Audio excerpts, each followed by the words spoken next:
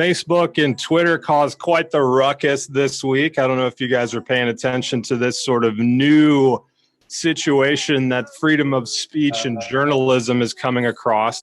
A laptop reportedly belonging to Hunter Biden was found in a computer repair shop after he left it there long enough for the store owner to come into possession of it, like he forgot. And then he reached out to some sort of media when he found some salacious contents on the hard drive. So Hunter Biden is apparently at its most courteous interpretation, at least selling pay-to-play opportunities, access to his dad as the vice president of the United States for personal gain. It's not uncommon for the children of politicians to utilize their parents' name for potentially personal benefits, but it does bring into serious question some corruption that took place, and at worst, it's just kind of ugly. A bad story that people that want to make sure Joe Biden win, a story they're going to try to push down a little bit, just to make sure you extra win over Trump this time. But I just feel bad for the guy. He keeps getting freaking dragged, and it's no excuse, but he had a seriously traumatic event that probably shaped his entire life when his mom and his younger sister died in a car accident.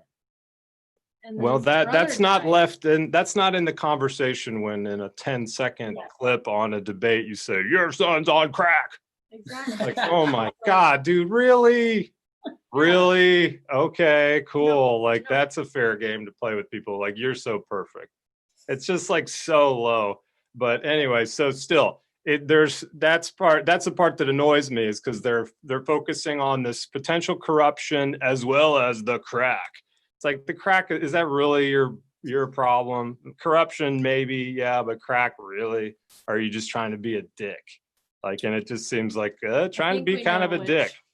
And the dirt digging on people that aren't going to hold the office always rubs me the wrong way. Like, I didn't know, I don't keep up to date on much of this stuff, but I did see someone who's very down the middle and more often than not just like anti-government post something, and he was like, find it funny that Biden calls out Trump's character when his son, and I'm like, already right there. Irrelevant. Like, it's Trump. It's not Trump versus Hunter Biden. It's like son and son. It's like the guy running for office. But I think the thing too that's so nasty about it, it's like you're going to continue to kick someone who's clearly down and been down. Do we really want to resort to bullying here? It's just so shitty, in my opinion. Like, leave them out of it. Everybody has skeletons in their closet. Everyone. For sure. And so there, I think a lot of people agree with you. The new battleground is whether or not it's important for journalists to be able to publish hacked materials that they receive. So the examples given of hacked materials include the Pentagon Papers, which were obtained illegally and showed our error in the Vietnam War. So that story would have never hit the press. It's an important crossroads for the future of how our media works.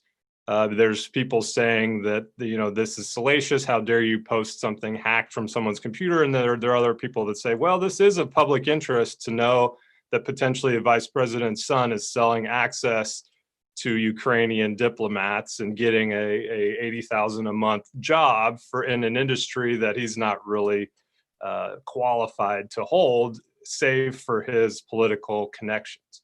So that's an important thing that we need to decide upon as a country, if that's a priority, to have this extra clause in there. Hacked materials are okay if they are in the public's interest. What do you guys think about that? Heavy. It's heavy. I know. I feel like there's got to be seems like there's so much gray area. Like, who's saying that is in the public interest versus something not, depending on who you ask, it's like, no, that is important. We all need to know. And some people's like, well, maybe that doesn't matter. I don't know. Seems like there needs to be a committee that decides that. So back to the joke. So, they got in this big ruckus for throttling this New York Post story that a laptop belonging to Hunter Biden contained emails proving pay-to-play schemes with foreign governments. Jack Dorsey with Twitter claimed the story violated their hacked materials policy, and Facebook's Mark Zuckerberg said, "I am a human person too."